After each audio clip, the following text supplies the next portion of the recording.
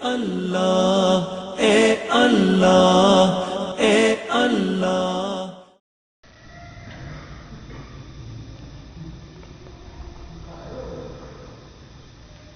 الحمد لله الذي هدانا لهذا وما كنا لنهتدي لولا أن هدانا الله.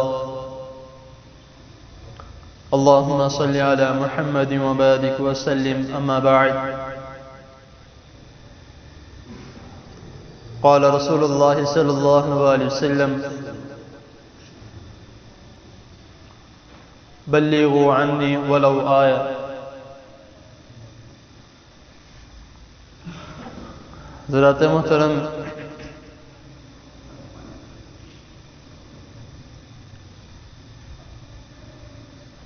ہم سب نے اللہ تعالیٰ کی توفیق سے، اللہ کے فضل و کرم سے کلمہ پڑھا ہے اور ہم اپنے آپ کو مسلمان کہتے ہیں۔ اللہ تعالیٰ کا شکر ادا کرنا چاہیے کہ اللہ تعالیٰ نے ہمیں مسلمانوں کے گھر پیدا کیا، کیونکہ بچے تو کافروں کے گھر بھی پیدا ہوتے ہیں، عیسائیوں کے گھر بھی پیدا ہوتے ہیں، سکھوں کے گھر بھی پیدا ہوتے ہیں، اور جب ایک بچہ اس دنیا فانی میں آتا ہے تو وہ رسول اللہ صلی اللہ علیہ وسلم کے فرمان کے مطابق وہ دین اسلام پر ہوتا ہے۔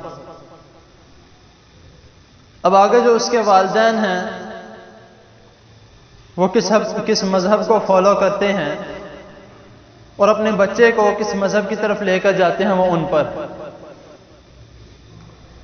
تو اسی بات پر ہمیں شکر ادا کرنا چاہیے کہ اللہ تعالیٰ نے ہمیں مسلمانوں کے گھر پیدا کیا۔ لیکن میں یہ کہوں گا کہ شاید ہمیں اس بات کا افسوس بھی کرنا چاہیے۔ کس وجہ سے افسوس کرنا چاہیے؟ کیونکہ ہم مسلمانوں کے گھر پیدا ہو کے بھی مسلمانوں والے کام نہیں کرتے۔ ہم یہ سمجھتے ہیں کہ دین پھیلانا یا اسلام کی کچھ چند باتیں کرنا صرف اور صرف ان کا کام ہے جو یا تو امام ہیں یا خطیب ہیں یا مدرس ہیں یا تو جو لوگ بلاتے ہیں کسی جگہ پہ، یہاں پہ آگے درس دینا ہے، یہاں پہ آگے درس دینا، صرف ان کا کام ہے دین پھیلانا۔ ہم یہ سمجھتے ہیں۔ شاید ہم نے یہ واقعات نہیں سنے کہ صحابہ اکرام رضی اللہ تعالی عنہم کوئی مدرس نہیں تھے، کوئی خطیب نہیں تھے یا کوئی امام نہیں تھے، صرف اور صرف عام انسان کی طرح وہ بھی ایک انسان تھے۔ تو وہ اپنا کوئی موقع خالی نہیں چھوڑتے تھے۔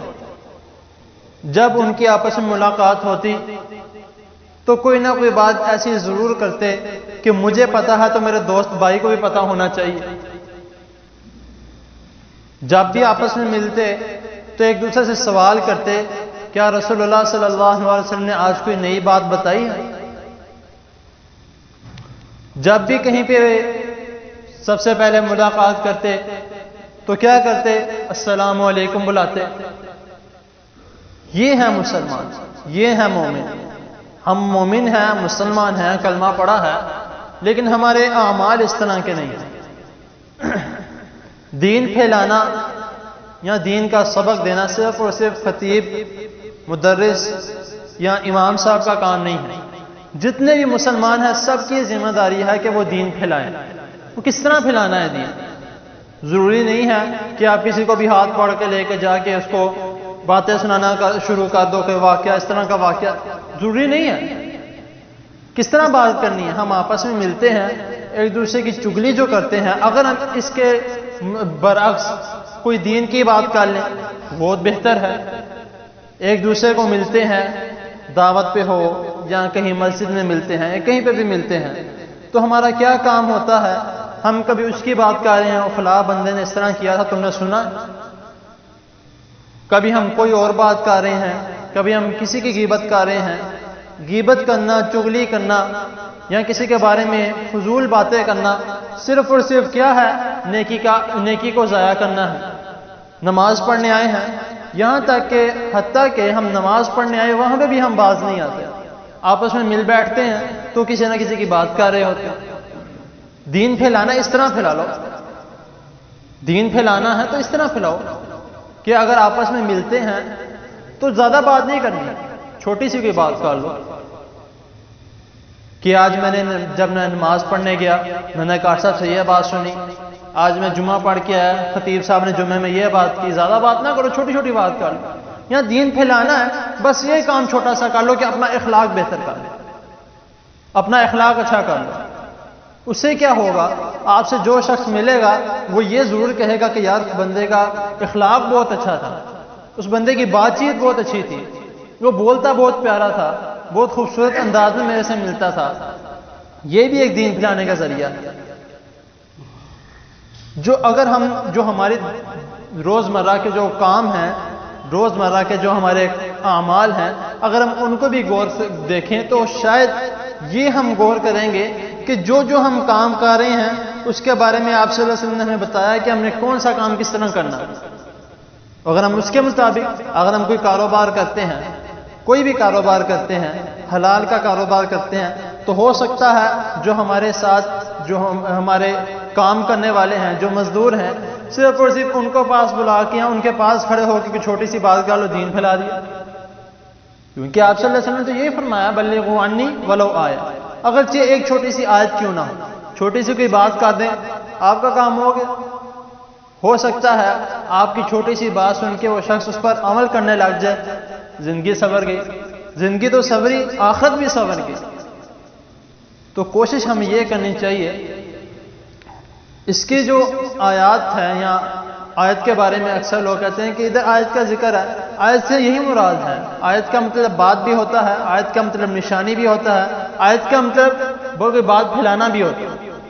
تو اسی لیے ہمیں کوشش کرنی چاہیے جتنا بھی ہو، جیسے بھی ہو، چھوٹی سی کوئی بات ہو، آپس میں ایک دوسرے سے بات چیت کرتی رہنی چاہیے۔ تو اسی سے کیا ہوگا؟ سارے معاملات بھی ہمارے ٹھیک ہوں گے، لڑائی جھگڑے بھی نہیں ہوں گے، کوئی دنگا فساد بھی نہیں ہوگا، تمام معاملات ٹھیک چلیں گے۔ تو اللہ تعالیٰ کے حضور دعا ہے اللہ تعالیٰ ہمیں دین پھیلانے کی، دین کو سمجھنے کی اور اس پر عمل کرنے کی توفیق عطا فرمائے۔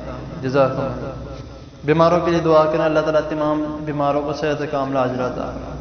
الحمد للہ رب العالمین والعاقبۃ للمتقین، اللهم صل على محمد وعلى آل محمد كما صليت على إبراهيم وعلى آل إبراهيم إنك حميد مجيد، اللهم بارك على محمد وعلى آل محمد كما باركت على إبراهيم وعلى آل إبراهيم إنك حميد مجيد، لا إله إلا أنت سبحانك إني كنت من الظالمين، يا حي يا قيوم برحمتك نستغيث، ربنا آتنا في الدنيا حسنة وفي الآخرة حسنة وقنا عذاب النار، ربنا ظلمنا أنفسنا وإن لم تغفر لنا وترحمنا لنكونن من الخاسرين، يا شافي الأمراض اشف مرضنا ومرضى المسلمين، أذهب البأس رب الناس واشف أنت الشافي، لا شفاء إلا شفاؤك شفاء لا يغادر سقما، اللهم اشف مرضنا ومرضى المسلمين، اللهم اشف مرضنا ومرضى المسلمين، اللهم اشف مرضنا ومرضى المسلمين، اللهم أعز الإسلام والمسلمين،